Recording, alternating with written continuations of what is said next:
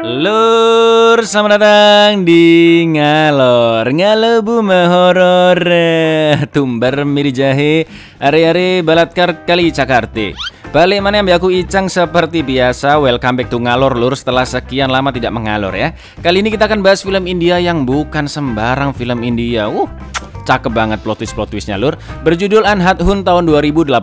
Terakhir kita ngalor film plot twist India Drishyam ya kalau nggak salah ya. Nah film yang satu ini nggak kalah kerennya. Andhadhun bercerita tentang seorang pria yang pura-pura buta karena suatu alasan. Sampai akhirnya dia tanpa sengaja menjadi saksi mata kasus pembunuhan aktor ternama India. Konflik pun semakin rumit dan dia beneran jadi buta. Penasaran? Ya wis kita langsung pantun sesuai saran dulurku Goper Gaming ya. Ono wong tuwa kakean takon, monggo sekecakaken kondangan.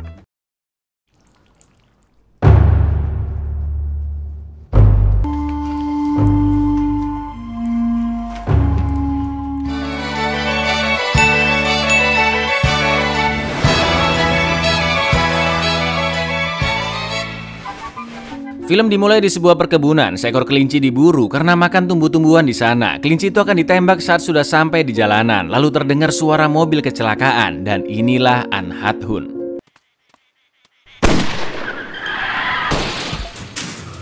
Di sebuah kontrakan kecil, seorang pianis buta sangat handal memainkan piano dengan indahnya. Dia bernama Akas. Bocil tetangga bernama Bandu sengaja ngisingin Akas yang buta. Akas tahu jika ini kelakuannya si Bandu seperti biasanya dan memaksanya memanggilkan Bajai.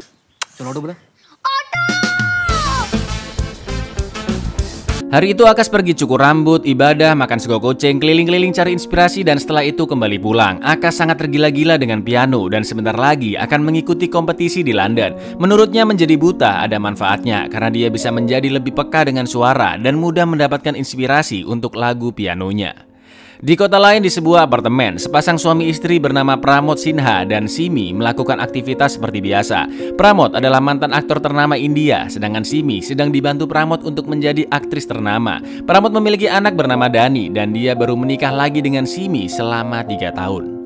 Mbak-mbak galak nan baik hati bernama Sofi nggak sengaja nabrak Akas. Sofi pun langsung minta maaf dan menraktirnya makan karena merasa bersalah. Mereka pun ngobrol-ngobrol sampai akhirnya Sofi tahu jika Akas adalah seorang pemain piano. Aha, kebetulan nih aku butuh pemain piano di restoran keluarga.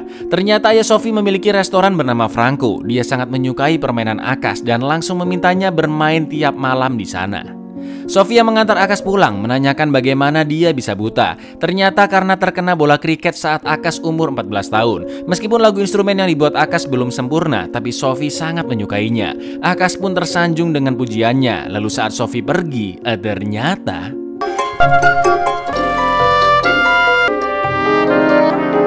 ternyata nggak buta dong.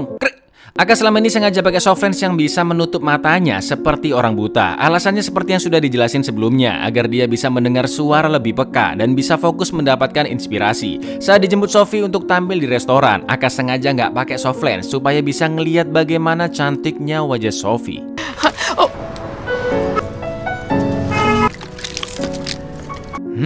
Ayun nih Mbak Sofi. Seperti biasa kalau pas lagi kasmaran-kasmaran gini, lagu India selalu menjadi backsoundnya ya kan lur.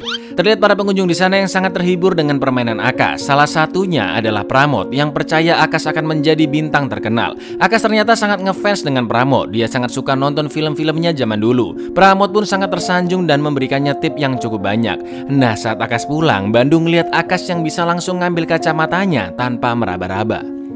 Akas yang jatuh cinta dengan Sofi sengaja datang lebih cepat agar bisa berlama-lama berduaan. Hubungan mereka pun semakin lama semakin dekat. Beberapa kali Akas sempat kelupaan kalau dia buta. Untungnya Sofi nggak seberapa curiga ya kan. Makin hari nama Akas makin terkenal dan makin banyak pengunjung yang datang. Sampai akhirnya Pramod ingin Akas memainkan lagu film-filmnya dulu di apartemennya. Pramod minta Akas datang besok siang jam 1 karena hari itu Pramod dan Simi ulang tahun perkawinan. Pramod pun bohong ke Simi kalau besok ada urusan kerja keluar kota biar surprise ya kan lur.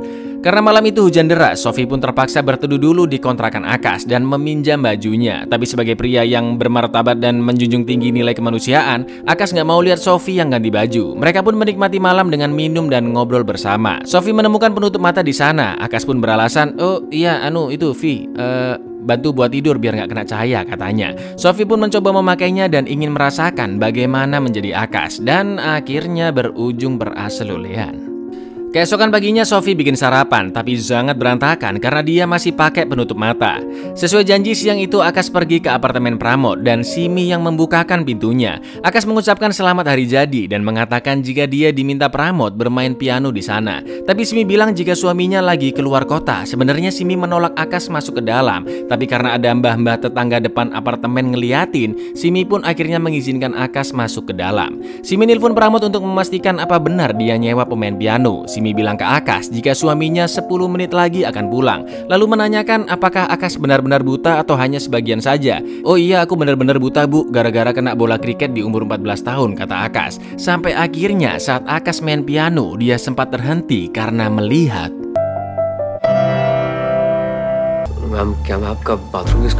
Ada sikil manusia tergeletak dan darah berceceran ya kan? Lalu ketika Akas izin ke toilet,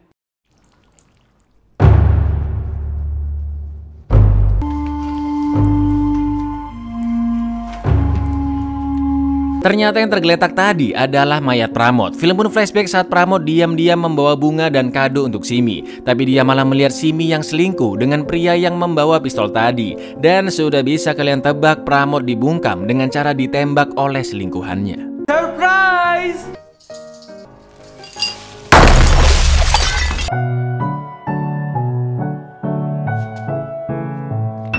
Saat Simi dan selingkuhannya membereskan mayat Pramod, Akas masih terus bermain sambil ngeliatin semua yang mereka lakukan. Mayat Pramod dimasukkan ke dalam koper dan masih sempet-sempetnya jam tangan mewah sama cincinnya diambil dong, udah gila sih.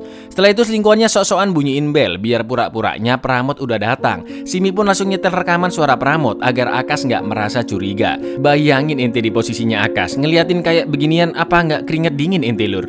Terakhir Simi berpura-pura Pramod pergi dari sana dan saat itulah selingkuhannya pergi membawa koper. Oke, bye Mami, bye.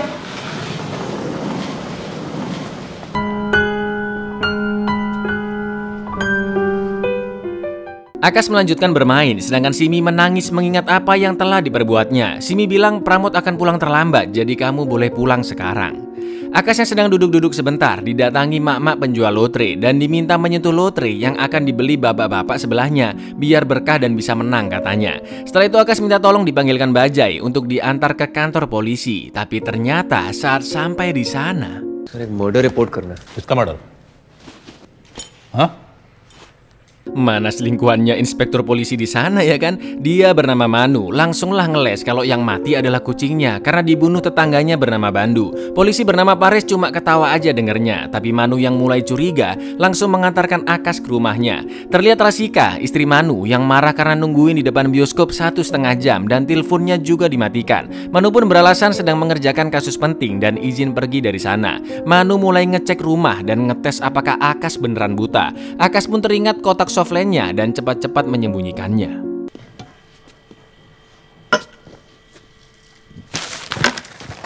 Sir? Sir? She was scared. She was really scared. Malamnya Simi datang ke restoran Franco sambil terus memperhatikan gerak-gerik Akas. Di situ Simi acting kalau suaminya nggak bisa dihubungi dan nggak tahu berada di mana. Keesokan paginya jasad Pramod ditemukan dan berita menyebar sangat cepat. Simi yang diwawancarai mengatakan jika terakhir suaminya memberikan uang 10 juta rupiah untuk membeli tanah. Setelah itu dia tidak pernah kembali. Jam tangan Pramod sengaja ditaruh di urinoir agar diambil orang asing biar bisa menjadi tersangka. Tapi karena nggak ada bukti kuat, sok-sokan Manu menunjukkan jam tangan itu ke Dani, anaknya Pramod. Akas juga dipanggil kepolisian untuk dimintai keterangan dan semua keterangannya normal-normal aja ya kan, sesuai dengan apa yang dilakukannya saat ke rumah Pramod. Sebenarnya di dalam pikirannya Akas udah pingin berontak dan ngaku kayak gini, tapi dia lebih memilih untuk bersabar. सोचने का खून मैं देख सकता हूँ, आंखें देखो मेरी देख। मैं वहाँ कुछ देर तक रुका। Setelah menandatangani keterangannya, Akas pun memainkan piano di tempat pemakaman Pramod. Lalu Simi memberikan sedikit pidato bahwa hari itu suaminya datang terlambat setelah Akas datang, dan dia tidak menyangka dengan kematian suaminya. Munafik. Ingat kan Lur, Mbak tetangga depan apartemennya Simi, dia bernama Mbah Disa. Nah, Disa tahu jika Simi berbohong di pidatonya dan menceritakan kejadian sebenarnya ke Pares, anak buahnya Manu. Jadi saat itu Disa selip sama orang ketiga atau selingkuhannya Simi. Setelah itu Pramod datang ke apartemen tepat waktu, dan terakhir baru Akas yang masuk ke apartemen. Disa bilang jika selingkuhannya Simi adalah pria dengan tubuh kekar seperti binaragawan, tapi dia nggak tahu itu siapa. Mungkin kamu bisa menanyakannya ke Simi, kata Disa. Tapi Simi jelas ngeles lah. Oh, Mbak Disa salah inget kayaknya. Mungkin itu kejadian minggu lalu pas ada pengantar pizza datang ke apartemen. Setelah itu Paris mampir ke rumah Manu dan menceritakan apa yang dikatakan Mbak Disa. Rasika pun langsung bilang, suruh Mbak Disa buat sketsa wajahnya aja. Kalau pelakunya berhasil ditangkap, kalian pasti dapat promosi jabatan. Padahal suami ente itu yang selingkuh dan bunuh, Bu. Manu yang merasa terancam pun langsung pergi dari sana dan memberitahu Simi. Setelah itu Simi meminta Dani pergi membeli obat sakit kepala. Lalu dia ke apartemen Disa, sok-sokan minta obat sakit kepala. Pas banget saat itu Akas datang ke apartemen, dan lagi-lagi Akas melihat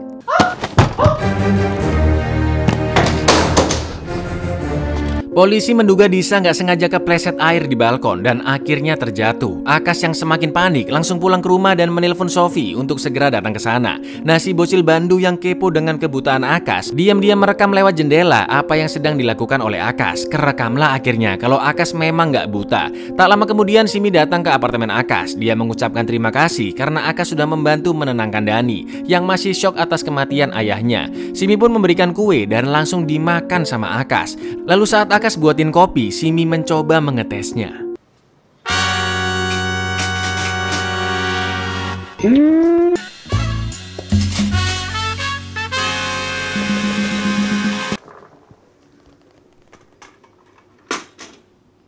Simi pun ngetes lagi dengan memasukkan cairan ke gelas Akas.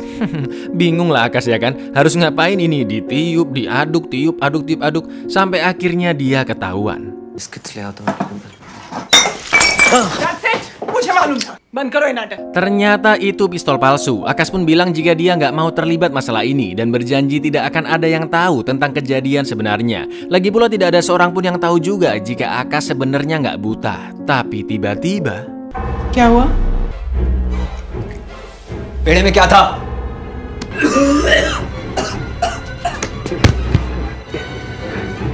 saat Sofi datang, Bandu menunjukkan video Akas yang bisa melihat. Sofi pun langsung naik ke atas dan betapa terkejutnya dia melihat ada Tante Simi di sana. Simi bilang bahwa dia sangat kesepian setelah Pramod meninggal dan dia suka dengan sosok Akas yang sangat sensitif. Sofi pun benar-benar marah karena merasa dihianati dan dibohongi. Karena ternyata Akas selama ini nggak buta plus selingkuh. Sofi menitipkan pesan ke Simi bahwa Akas dipecat dari pekerjaannya. Malamnya saat Akas terbangun, dia sudah benar-benar buta. Itu karena obat yang dimasukkan Simi ke kue sebelumnya.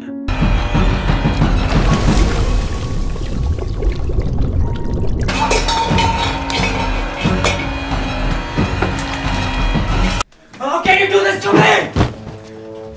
कोई हक नहीं तुम्हें करने का.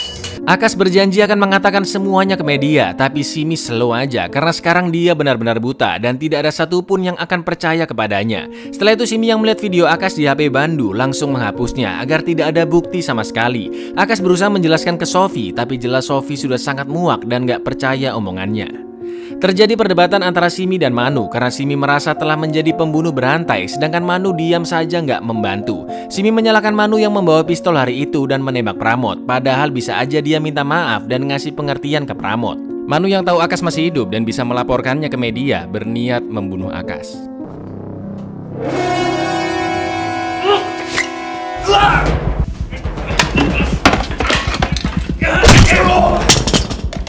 Akas pun langsung kabur dari sana, tapi karena dia gak bawa tongkat, Akas terbentuk dan akhirnya pingsan.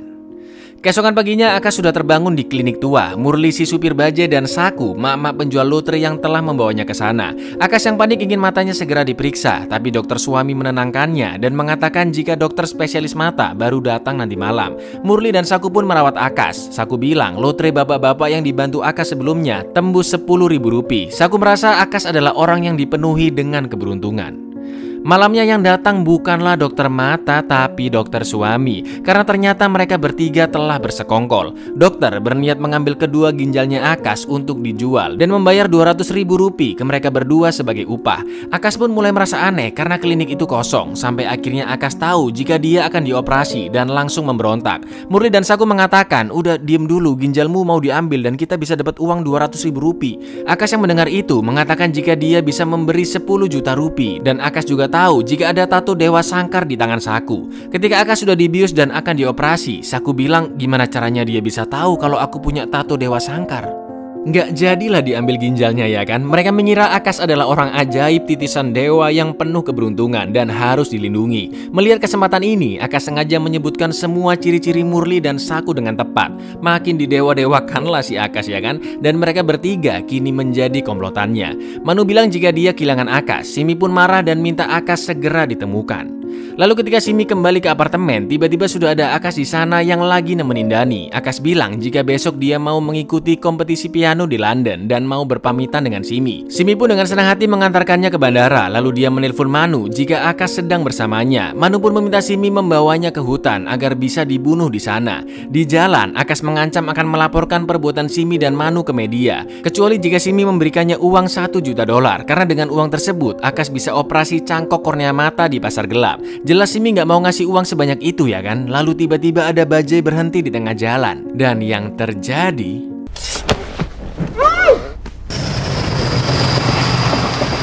Selanjutnya Akas menelpon Rasika dan mengatasnamakan dirinya adalah seorang detektif. Akas bilang jika dia telah disewa Pramod karena curiga Simi telah berselingkuh dengan Manu suaminya. Akas juga tahu jika Manu telah membunuh Pramod dan mengancam akan melaporkan hal ini ke media jika Rasika tidak memberikannya uang 10 juta dolar. Akas bilang jika dia juga punya bukti-bukti kuat kasus tersebut. Auto emosilah Rasika ya kan lur, sempet ditembakin si Manu, untungnya nggak kena. Manu pun akhirnya mengakui perbuatannya, alasannya udah dijebak sama Simi. Dijebak bagaimana ceritanya? Manu bilang jika dia hanya mencintai Rasika. Lalu tiba-tiba Pares menelpon dan melaporkan polisi telah menemukan mobil Simi di sungai dan diduga dia telah bunuh diri. Berita kematian Simi yang bunuh diri sudah tersebar. Dani mengatakan jika terakhir kali Simi terlihat saat dia sedang bersama Akas, ada kemungkinan mereka berdua sudah mati dimakan buaya yang memang ada banyak di sungai tersebut. Ternyata Simi disekap dan dibawa ke klinik tua. Darah Simi akan dicek dan jika darahnya cocok, maka kornea mata Simi akan dicangkokkan ke matanya Akas. Akas sengaja memancing Simi agar dia menceritakan perbuatannya yang telah bersekongkol membunuh suaminya sendiri dan juga Mbah Disa. Pengakuannya itu sudah direkam agar menjadi bukti kuat. Keesokan paginya Saku menelpon menagih uang 10 juta dolar dan yang harus mengantarkannya ke lokasi pertemuan adalah Manu. Rasika pun ingin Manu segera menyelesaikan masalah yang telah dia buat. Ingat ya lur, di sini Manu belum tahu kalau Simi dan Akas masih hidup. Yang pasti Manu berniat membunuh si penelpon karena mereka memiliki bukti-bukti kasusnya. Di klinik tua, tiba-tiba Akas diikat oleh Murli dan Saku. Akas telah dihianati karena mereka berdua pengen ngambil semua uangnya. Sedangkan dokter sedang menunggu hasil darah Simi dan ternyata darahnya cocok dengan Akas. Simi pun senang melihat Akas yang sekarang tidak berdaya dan dihianati teman-temannya. Simi mengajak Akas bekerja sama untuk membuka ikatan satu sama lain. Manu yang sudah sampai diminta menaruh tas berisi 10 juta di lift, tapi diam-diam Manu naik lewat tangga darurat.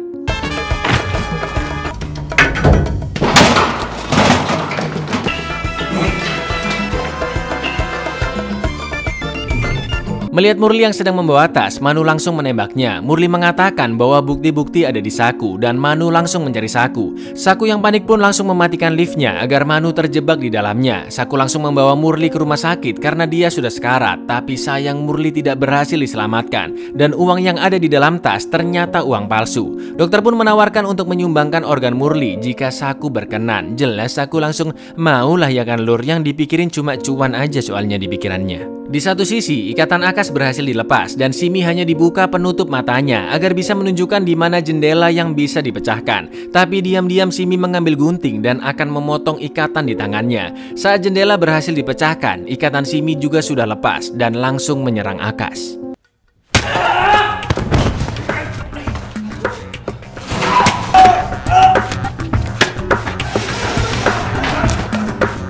Dokter Suami yang baru datang langsung dipukul dan ditusuk-tusuk sama gunting, sampai akhirnya Simi pun berhasil dibius. Dokter Suami berterima kasih karena Akas telah menyelamatkan nyawanya. Mereka pun memasukkan Simi ke bagasi dan pergi dari sana. Suami berniat menjual organ-organ tubuhnya Simi yang bisa dihargai sekitar 60 juta rupiah. Dengan uang sebanyak itu, Dokter Suami juga akan membantu Akas mendapatkan cangkok mata terbaik. Akas pun keberatan jika harus membunuh Simi hanya demi mendapatkan uang dan cangkok mata. Lalu tiba-tiba film pun skip 2 tahun setelahnya di Eropa.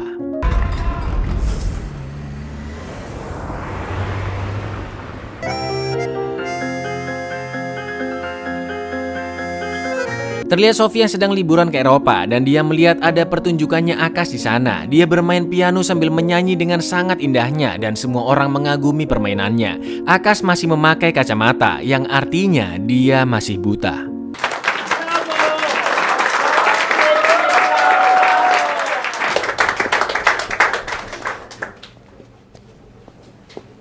Akas pun mengajak Sofi ngopi-ngopi sore. Ingat kan Lur, di sini Sofi masih percaya bahwa mata Akas tidak buta. Akas pun akhirnya menceritakan apa yang sebenarnya terjadi dan film pun flashback di scene yang tadi saat Akas dan Dokter Suami dalam perjalanan. Akas meminta Simi dilepaskan karena mereka sudah punya bukti kuat dan Simi pasti akan ditangkap. Tapi Dokter Suami tetap ingin membunuh dan menjual organnya. Selain mereka dapat uang, Akas juga bisa operasi kornea mata di dokter yang paling bagus atau mungkin mengambil kornea mata milik Simi. Lalu terdengar bunyi berisik di bagasi belakang yang artinya Simi sudah sadar. Dokter Suami pun akan membiusnya lagi agar Simi tetap tenang, tapi Simi berhasil menyerang dan membunuh Dokter Suami.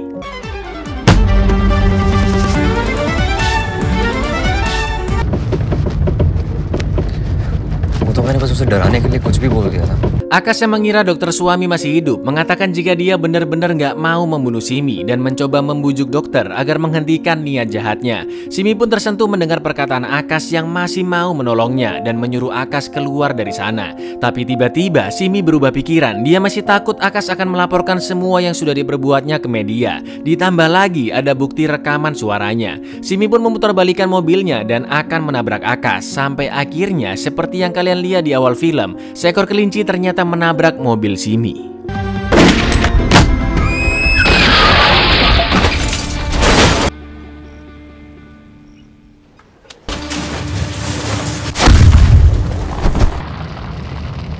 Begitulah akhirnya Lur. Singkat cerita setelah itu, salah seorang teman Akas membantunya pergi ke London dan sekarang takdir mempertemukannya kembali dengan Sofia. Akas mengajak Sofia melihat konsernya nanti malam dan Sofia akan mengusahakan untuk datang. Sofia yang mendengar kisah sebenarnya dari Akas sangat terharu. Sofia bilang jika seharusnya Akas mendengarkan saran dari Dokter Suami untuk mengambil kornea matanya Simi agar dia bisa melihat normal kembali. Lagi pula Simi adalah wanita yang sangat jahat.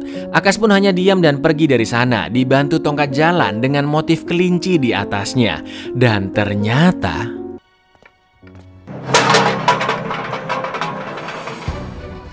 buyar, jelas kalian bingung kan? Kok Akas bisa lihat lagi?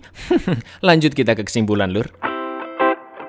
Ya opo entap ya filmnya. Jadi gini Lur, mengutip wawancara dengan Pak Sutradara dan penulisnya, mereka memang menginginkan open ending. Jadi ending terserah interpretasi penonton masing-masing. Nah, teori yang paling memungkinkan adalah apa yang diceritakan Akas ke Sofi saat dalam perjalanan dengan Dokter Suami. Semuanya bohong Lur. Nggak ada yang namanya Suami dibunuh, nggak ada kecelakaan, dan juga nggak ada kelinci-kelinci itu nggak ada. Semua itu karangannya Akas agar dia bisa mendapatkan hatinya Sofi kembali dengan cara playing victim. Jadi seakan-akan dia korbannya, padahal dia juga jahat ya kan? Karena mungkin Akas beneran mengikuti sarannya Dokter Suami, yaitu nyangkok kornea matanya Simi. Nah di sini banyak nih Lur teori-teori dari penonton. Ada yang bilang itu nggak sengaja itu mukul kalengnya. Ada yang bilang cangkok kornea mata bukan punyanya Simi, tapi punya orang lain. Macem-macem lah pokoknya. Ya memang itu yang diinginkan Pak D Sutradara ya kan? Kalau menurut teori kalian gimana? Monggo dipersilahkan komen-komen di bawah. Ya wes segitu dulu. Aku Icang undur diri. Matur nuwun dan say no untuk pura-pura buta, but say yes untuk klik, ya paham lah ya, subscribe. Assalamualaikum Lur.